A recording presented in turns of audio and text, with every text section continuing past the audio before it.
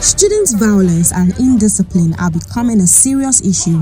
Just this month, a student at the SDA Senior High brought his father's pistol to school and fired it, injuring another student.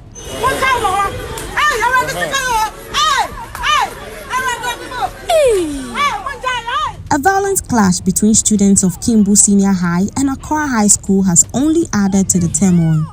A video posted on social media shows students of these two schools in an open fight on the streets as onlookers shout in panic.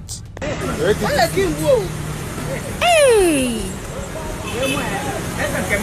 This is, yeah! What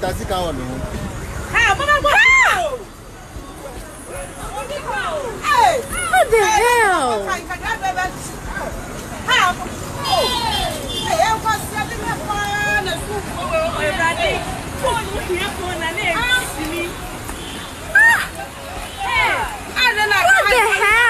the hell? Sharp, yeah. You.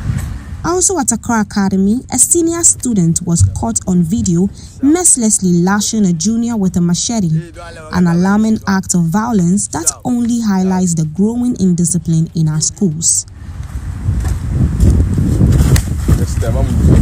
Sharp.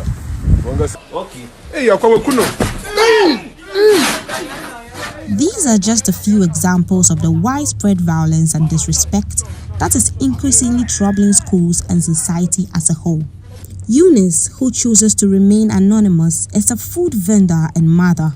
She recalls the horror of seeing a student stab another right before her eyes at Kanda. Other schools no problem. The students claim to have bad blood with other students from other schools. They go for their inter-schools competitions carrying weapons. One of them stabbed another and he bled profusely.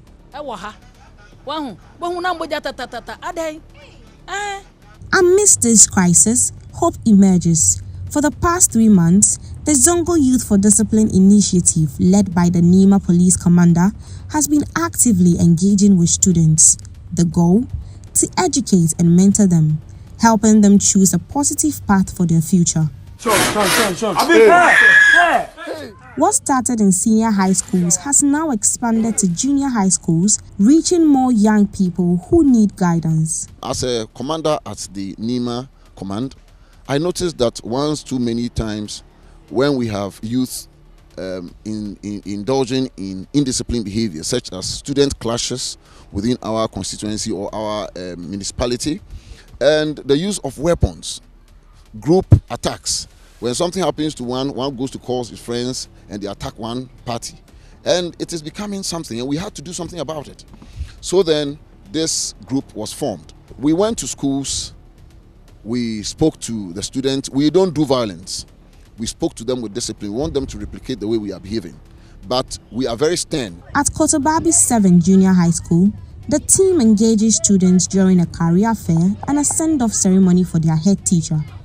So we are here to remind you that, some of the choices you make, you may not necessarily be conscious of the consequences of those choices.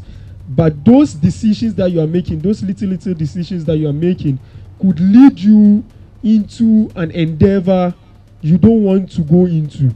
We want to remind you that you have to focus on your books, especially for those of you who are scheduled to write your BEC on the 9th of June. Arafat is a volunteer with the initiative. He lauds the Nima police commander for his impactful leadership. I would like to commend Commander for a very good work done. Because when we started, I didn't know how we would go about it. Gradually, they are becoming very much disciplined. Schools that we had, there are some schools, when we started, they used to scare us with those schools like ATTC and other Kimbu and the rest. They'll be like, you can't come to this school, the students are so and so. But with the help of Commander, there are even those assisting us doing this work, and I would say we are really much progressing and it's improving.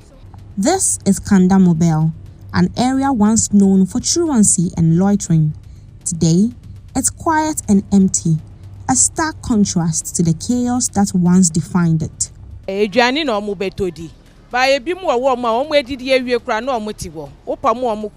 come here to buy food. But some will stay behind for hours and even insult us when we ask them to leave. Since this initiative began, that behavior of DS has ceased.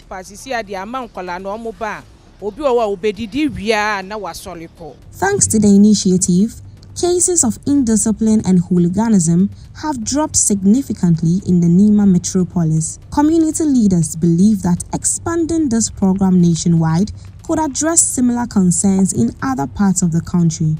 For Joy News, I am Adobe Asari.